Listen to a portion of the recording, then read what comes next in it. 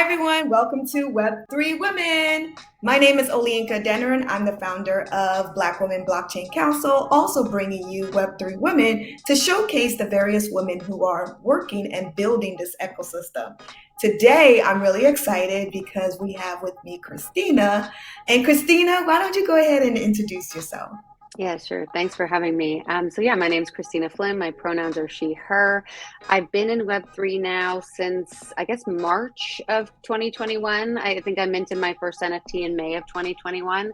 And always talk about the fact that I've got a beautiful gift called ADHD. So when I find something that I get really excited about, dopamine hits and it sends me down a real journey, which is something that happened with Web3 when I came across it. I found the space by way of Gary Vee and the V Friends community because I was an entrepreneur and I had followed him for his entrepreneurial tips for a long time.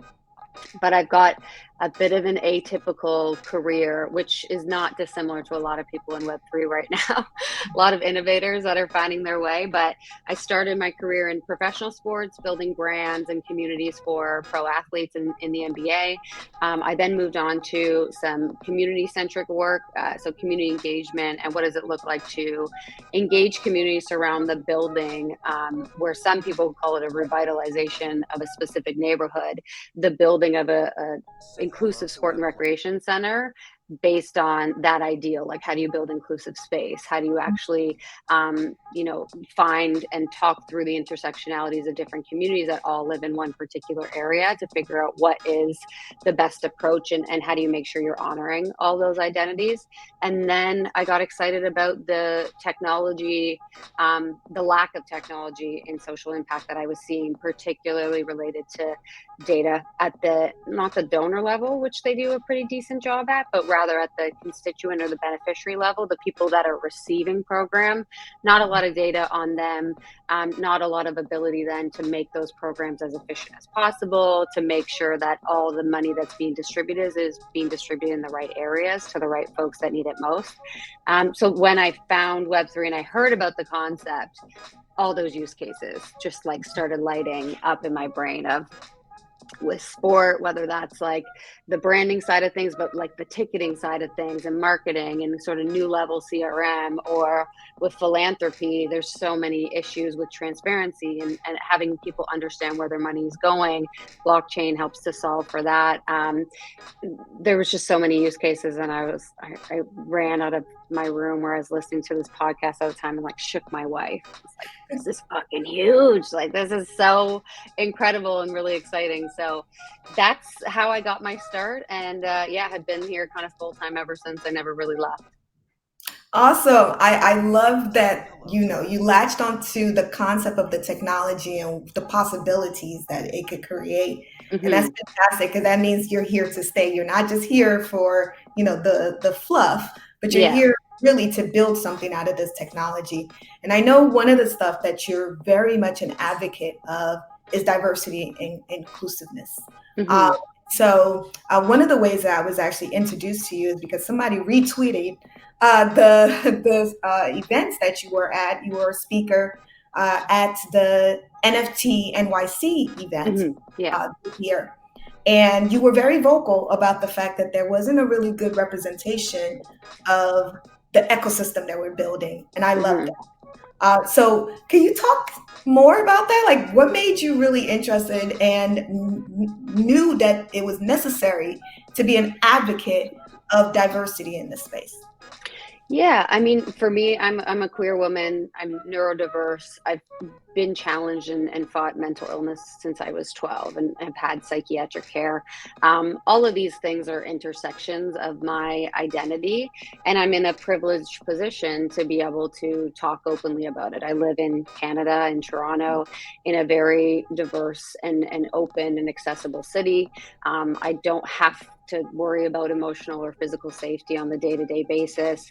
And in terms of my own mental health, I've had access to so many supports. I was born to parents that saw a 12-year-old kid and they didn't know how to help and sought assistance for me from the medical institutions surrounding us, and those assistances and resources are free in Canada. So I'm very aware of the privileges that I have that allow me to speak openly about these things, but I'm also really aware of the fact that I represent my intersections only. I represent my identities only. I can't be a representative of all queer people. I can't be a representative of folks that are not white. There's just certain realities I can't speak to, but what I can do is I can do whatever it is in my power to create conversation surrounding it, to create an awareness of the fact that, one white woman and another white woman don't have or share the same identity. One Black man and another Black man don't have and share the same identities. And so if we can create those conversations and get a better understanding of our own intersectionalities and our own similarities but differences at the same time, we can really develop, I believe we can develop some empathy for one another as underrepresented people. And if you add those groups up, we are much stronger, much larger, much mightier than white cis straight men that currently have all the power. So if we can be allies for one another, which is going to take some learning and take some education, I think we've got a much better shot to do what we want to do and make Web3 and whatever comes after that a better place for us than Web2 has been for a lot. I love that. I love that. And I love the fact that, you're working towards building a better future that's inclusive with everyone.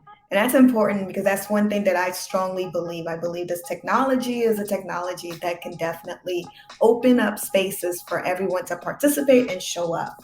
Yeah, exactly. So love that. Now, I also know that you're also part of Rug Radio. So tell us about what you do there. What is Rug Radio? It's the $1 million question. So Rug Radio was developed by somebody well known in the space who is here quite early, and his name is Farouk Sarmand, and he comes from a background of content creation in the Web2 world. So built sort of his own media company in Web2, focused really on like luxury brands. Had and developed channels with over 15 million followers and subscriptions, came to Web3 and realized that the creator economy that exists in Web2 is based on this model of value extraction. I give you platform, you give me all of your data, you give me all of your content, and I just give you the platform in exchange for that. Very like extractive nature, whereas Web3 is being built on these models of shared ownership and value exchange. And how do we change that creator economy to be able to make sure that folks are rewarded accurately and appropriately based on their contributions, rather than how much time they're spending on your platform or how many followers that they have. So it's developed in a very random way via like a Twitter space one day. But my intersections with it, I was there on the Twitter space that day when it was developed. I saw the opportunity to be involved with something that is aiming to be, the world's first decentralized media company. Big vision, which is exciting, but also a real feeling that with something that big and with something that exciting that's trying to do great things for creators, I want to always have a seat at the table so that I can talk about the things that I talk about and make sure that whatever groups are surrounding that are diverse and have equity in mind and want to make sure that they're thinking of creators as all creators, not just one type of creator, which we've seen in media companies previously. So the way that I look at it is, or the way that I describe it, it's a DAO model. So a decentralized autonomous organization, which I'm sure you've talked about multiple times with all of your folks. And the way I describe that is from like my community and charity days, which is basically like decision by committee versus decision by executive. So those that are in the committee are those that are members, or those that own the NFT. And by virtue of how many you own, you get a say in the decisions that are made and how the funds that are actually part of the company are allocated on a day-to-day basis. That's the way that I describe it. And for me, so I'm part of the Rug DAO Council. So I'm one of 7 folks that actually are members of the council that are intended to make sure that the DAO moves forward in a positive progression with the community values in mind. And of course, I'll be advocating for for what I always have been advocating for, which is ensuring that the funds are accessible to diverse and inclusive and underrepresented communities. And then for myself, I'm also a content creator on that. So I write about diversity inclusion. I write about the creator experience from my perspective, building brands, like what are things that creators need to do? What are things that we've seen work really well? Because the Web 2 building of the brand is just a little bit different here.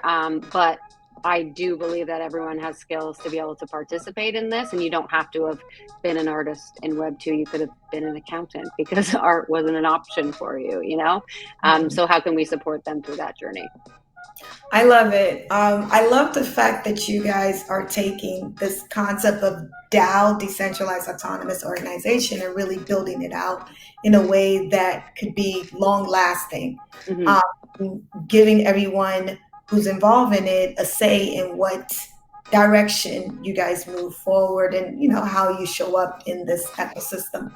Vitalik recently put out his thought process on DAOs. And it was really favorable. And, he's looking at DAOs to be one of the biggest things moving forward.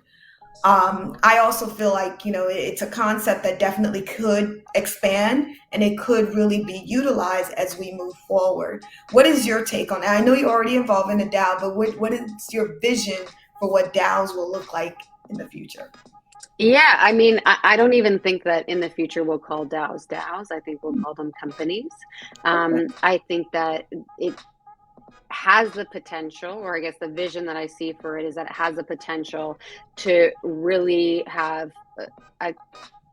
maybe catastrophic isn't the right word, but really be like a monumental moment in the way that business functions.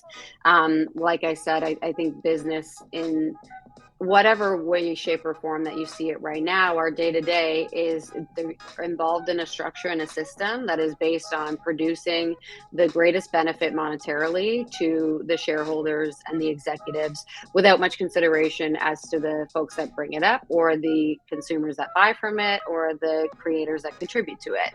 And so there's a potential, I think, to shift that narrative. And then I think the decision by executive versus decision by committee versus decision by executive can be a really big shift in how businesses operate. I don't think it's easy. I think a lot of underrepresented people have built community before and they've worked in community organizations, whether that's organizing itself, whether that's volunteering, whether that's working for charities.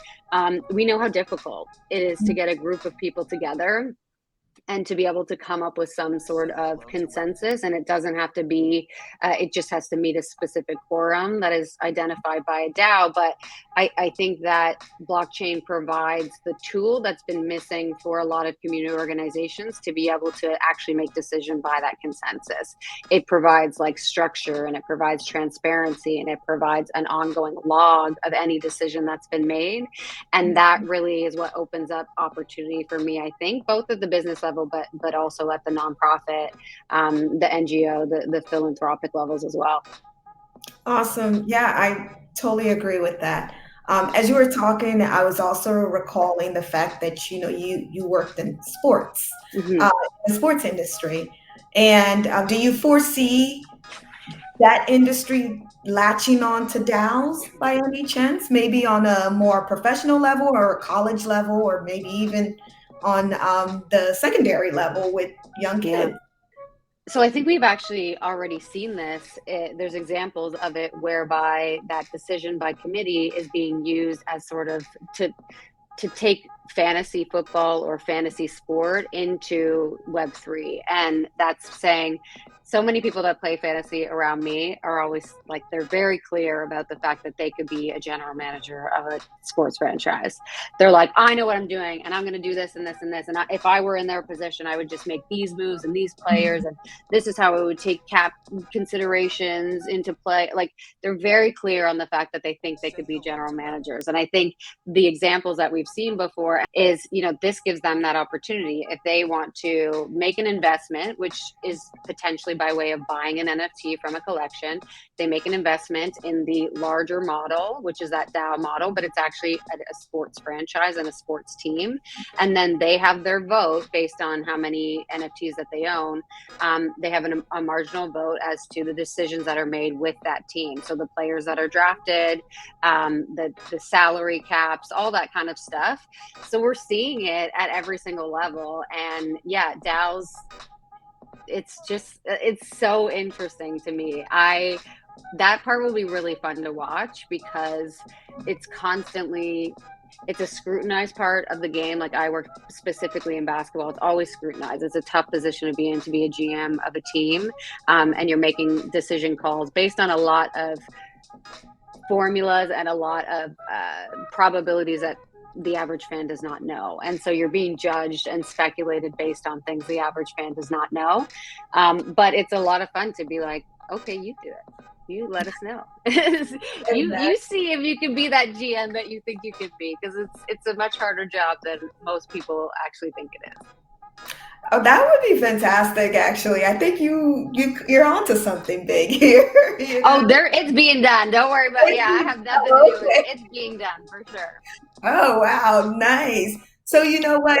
Any sports fan, their biggest dream is to be able to feel like they're actually making the right moves and are involved. So that's going to take off. Wow, let me know about that when it comes. I'll provide it. And I don't know if you give like show notes and stuff, but you can put it in the show notes for sure. Awesome. Yeah, I love that. Oh my God, that is so fun. So now let's move to hot topics. It's hot topics time, everyone. Now, a lot is going on in this ecosystem. The days move by like they are dog years. And if you don't catch what's going on, you're going to miss a lot. And we also have like a fire hose coming in at us with so many at all times. Yes. But one thing that still remains is the fact that inclusion and diversity is very important in this space, especially when we are moving towards building a better version of what we currently experience right now. And the fact that a lot of people are on a global scale aware of this ecosystem. They're aware of NFTs. They're aware of crypto. I don't believe there's a country right now or anywhere on the continent or any continent where people aren't even aware of some form or fashion about some of the use cases, right? Yeah. So with that said, with a lot of the way that corporations are moving into the space and so many different individuals are now looking at the space as a mode of, opportunity for them. What do you think about diversity moving forward?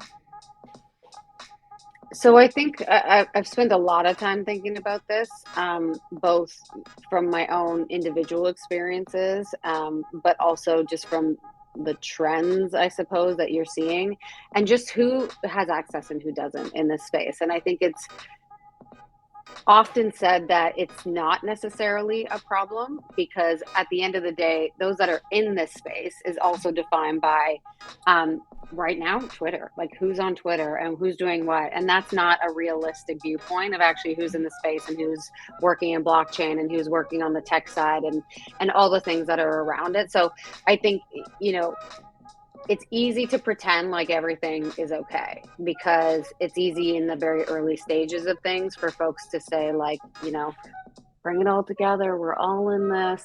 But it became very clear and very apparent that there were a group of haves and a group of have-nots, and the group of haves tended to be those that were more aware and adopted the technology sooner, which, as we know, is oftentimes white cis straight men, because of their affiliation with technology in the first place already in previous environments. And so they came over and they had access. They had access and opportunity, and they had the ability to be in the right place up at the right time.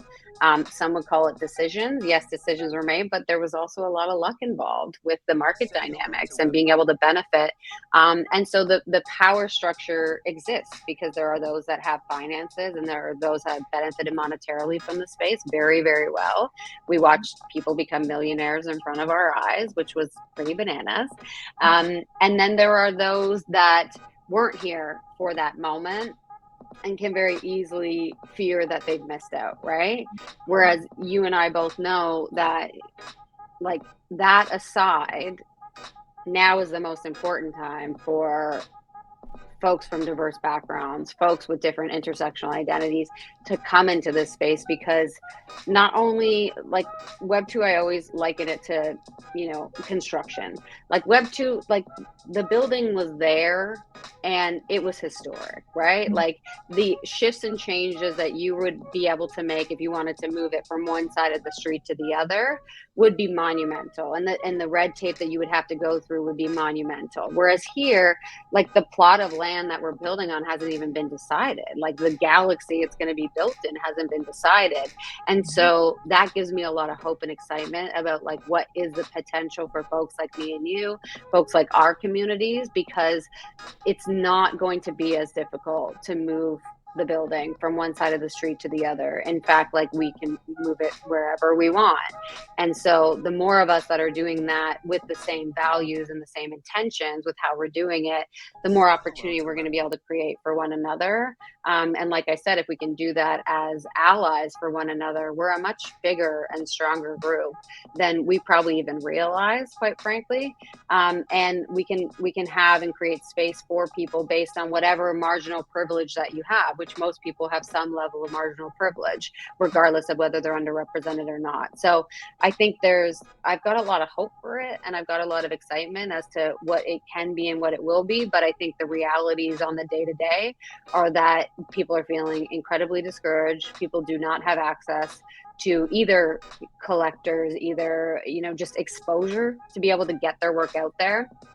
And if in this space, there seems to be a framework that we talk about in my agency, which is called Intentional, there's a framework, which is that access point is the first step. And if you don't have access, whether that's access to capital, access to insight, access to network, whatever that may be, you can't get the second step, which seems to be exposure.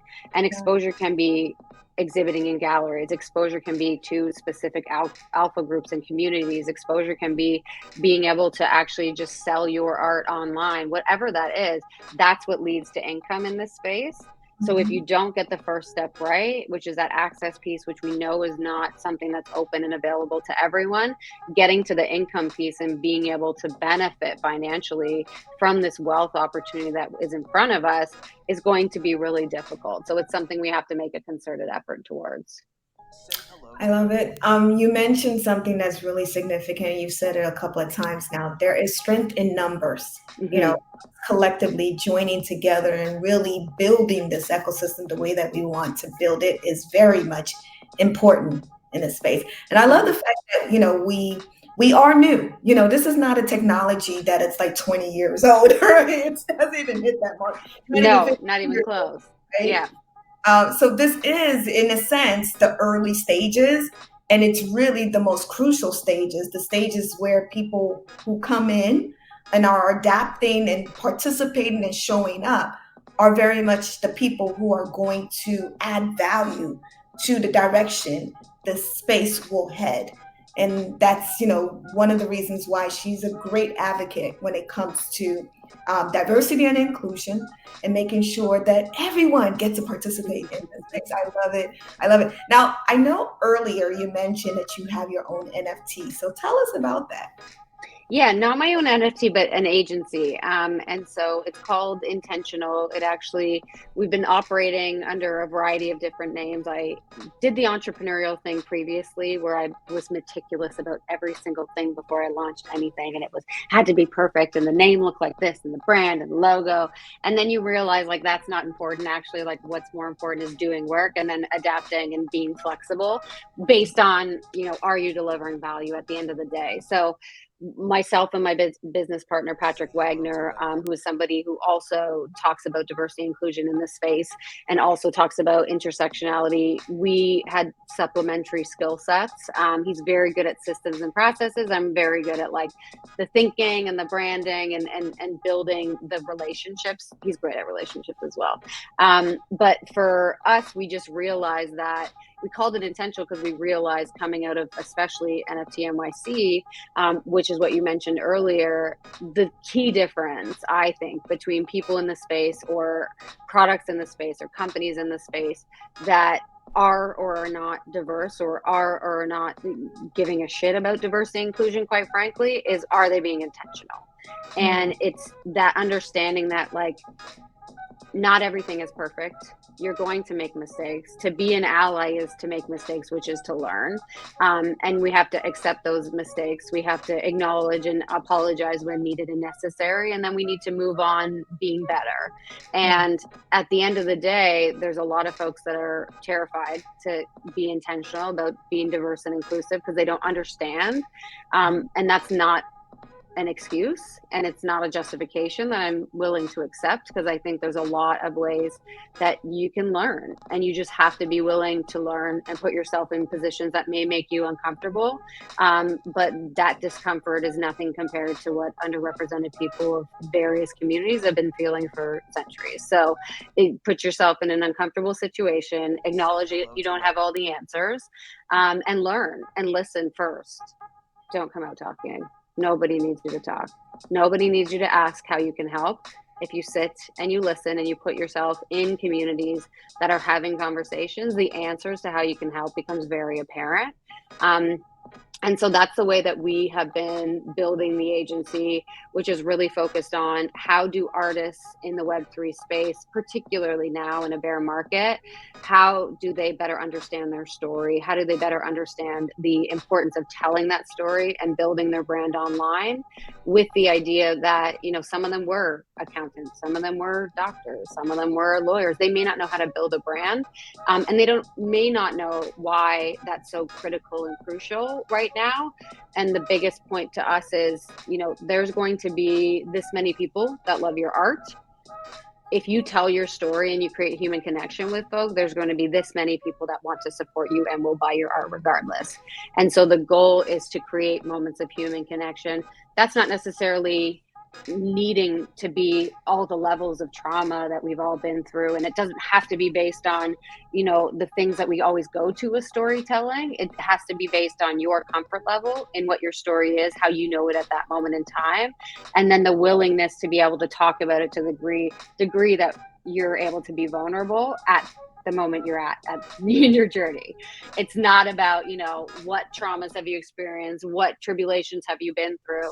It's about what do you want to say, and what are the conversations you want to convene, and what are the values that you have associated with convening those conversations, so that when opportunities come your way, you're able to make clear and decisive calls on whether or not they're things that you should move forward with or not.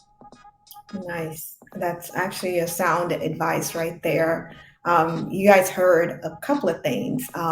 One of them also is get out your echo chamber. There's a lot of people out there, you know, there's a diverse group of individuals that you could connect with. It's going to open your eyes to a whole new different way of showing up in this space. And I love it. So now you ventured just a little bit into it, but let's go ahead and jump to tips. I'm really excited about this one because I know you have some wonderful tips for individuals who are either just starting or have been in this ecosystem and they're looking to expand some more. So what are your tips for those individuals? Yeah, I mean, for me, there's a lot of great resources out there as to where I think people should start. And those are things that I can share with you, and you can put in the show notes as well, of just a couple that I've come across that give a good underlying and understanding. Again, not everyone is going to need that because they would have already been there, but for those that are brand new to it and that are interested, we can kind of provide the 101. I think the next step for me is always just like going where the community is living right now.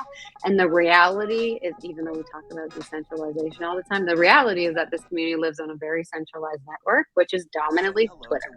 And so going to Twitter and search the hashtags Web3, search the hashtags NFT, search the hashtags women in Web3, diversity, inclusion in Web3, all the things that, I'm not going to be prescriptive, but people know how to search hashtags, then find the people that you feel that connection to. Find the people whose message or whose art or whose work resonates with you. And from there, follow the people and get connected to the people that they're connected with, because they represent a specific ideal. They're probably surrounded by people that have those similar ideals.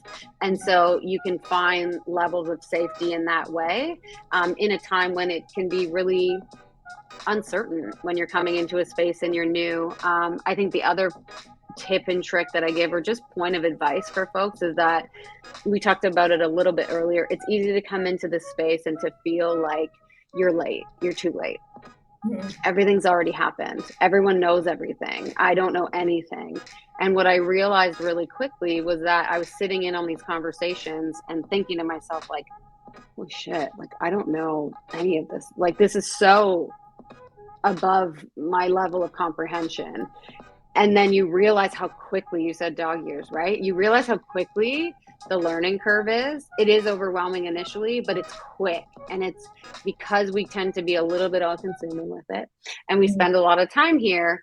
The person that you're listening to, that you're having that response to, was here like 3 weeks before you. I promise you. Like, so it's not too late.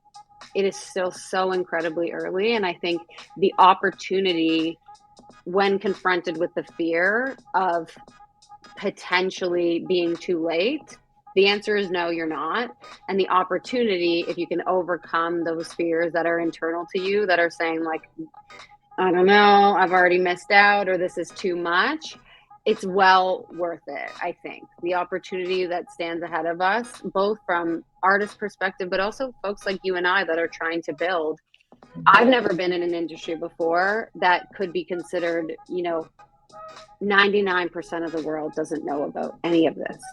And that's a really big advantage for folks and communities like ourselves to be able to build the way that we want to build, to be able to draw attention to and raise awareness of the things that are important to us, and to be able to benefit financially, because we're allowed to say we want to make money.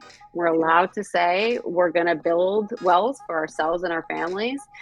It's a great opportunity to be able to do that, because if you're here and you spend the time and something that 99% of the world doesn't know, but we believe and have conviction that they will know at some point in time, then we're really well positioned to help those people be onboarded and to help Web2 companies come into this space and receive financial compensation for the value that we give to them. Fantastic. Fantastic. That was great advice, tips that you guys heard from Kristina today. Kristina, if people want to hear some more from you, get involved with Rug Radio, please share some information on how they can contact you, and also maybe even participate in listening to Rug Radio. Yeah, the perfect place is just Twitter, at Flynn Kristina, FLYNN KRISTINA. I go by Kristina with a K and kind of all my content creation. That's normally the best place to follow me. I'm live there day to day. You know this. We spend all my time there, and yeah, I'm happy to be connected to y'all, and I really love and appreciate the work that you're doing, because I know it's not easy, and I know it's incredibly valuable, and a lot of people are going to benefit and have their lives changed because of the work that you're doing. So thank you. Thank you. Same to you as well. I know you're impacting people. I mean, you impacted me enough to say, I need to get to know this girl. So I'm really excited that, we connected. I'm really grateful that you showed up and you actually are, representing us in so many different spaces that we can't even find ourselves in. But we will. We will. On a great level. We'll get there. Oh, yes, we will get there. Yeah. I want to thank you so much for being here. You guys heard it. You got some great tips. You understand more why we keep talking about how this ecosystem is just being built. And it's necessary for you to show up and participate. And your voices are very much needed as well.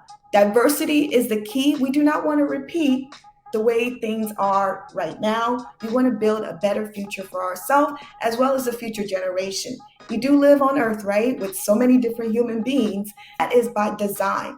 We want to make sure that we tap into the different aspects and different viewpoints and thoughts and get to know different people as we navigate through this space and not be stuck in our echo chamber. Kristina, I really appreciate what you provided today. I want to invite y'all to subscribe. Make sure you subscribe because we're going to have so many different women come through Web3 Women with the intention of opening your eyes to the different ways that women are showing up in this space. And with that, I want to bid you adieu. Bye, everyone.